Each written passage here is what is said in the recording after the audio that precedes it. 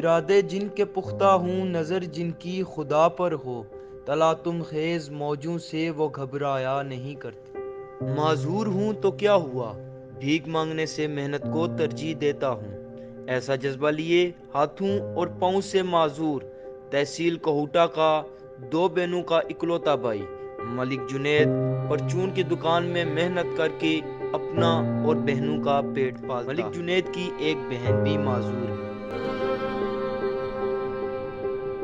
والدین نے علیحدگی اختیار کر کے اپنی نئی زندگیوں کا سفر جاری کر دیا، جس میں اپنے بچوں کو شریک نہ ٹھہراتے ہوئے بے یار و مددگار چھوڑ دیا۔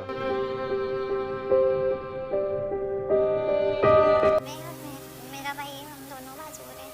میرا بھائی کام کرتا ہے بڑی مشکل سے، امی ابو نے بھی چھوڑ دیا ہے، بڑی مشکل سے ہم گزارا کرتے ہیں۔ ہم 3 بہن بھائی ہیں اور ہمارے والد والدہ ہمارے ساتھ نہیں ہیں۔ والدہ نے کلا لے لی تھی اور اس کے بعد تھوڑا سا گزرا تو والد نے بھی اور شادی کر لی اور وہ الگ رہتے ہیں، وہ ہمیں چھوڑ دیا انہوں نے۔ ہمیں کوئی بھی ہماری کفالت کرنے والا نہیں ہے، تو ایک بہن بھی میری طرح معذور ہے۔ جنید کے مخلص دوست دکان کھول کر سامان لگاتے ہیں اور جنید کو گھر سے دکان اور دکان سے گھر چھوڑتے ہیں۔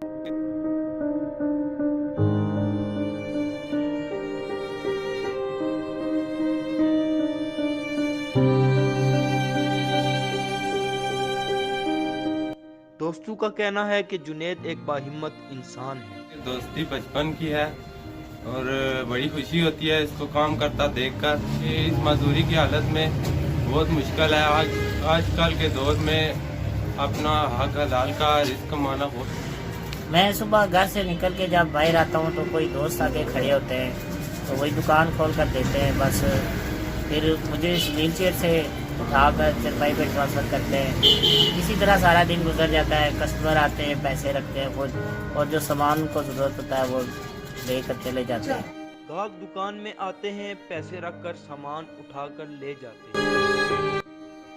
معذوری بلا شبہ خدا کی طرف سے امتحان ہے، بہت کم افراد اس امتحان میں ہمت نہیں ہارتے۔ ملک جنید ان میں سے ایک ہے جو پرچون کی دکان چلا کر گھر کا چولہا جلاتا ہے۔ جنید اور اس کی بہنوں نے حکومت اور مہیر حضرات سے درخواست کی کہ کوئی مسیحا بن کر ان کو 4 دیواری فراہم کرے۔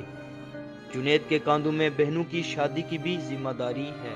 محنت میں عظمت ہے، کامیابی کے راز محنت میں پوشیدہ ہیں، جس کی زندہ مثال ملک جنید ہے۔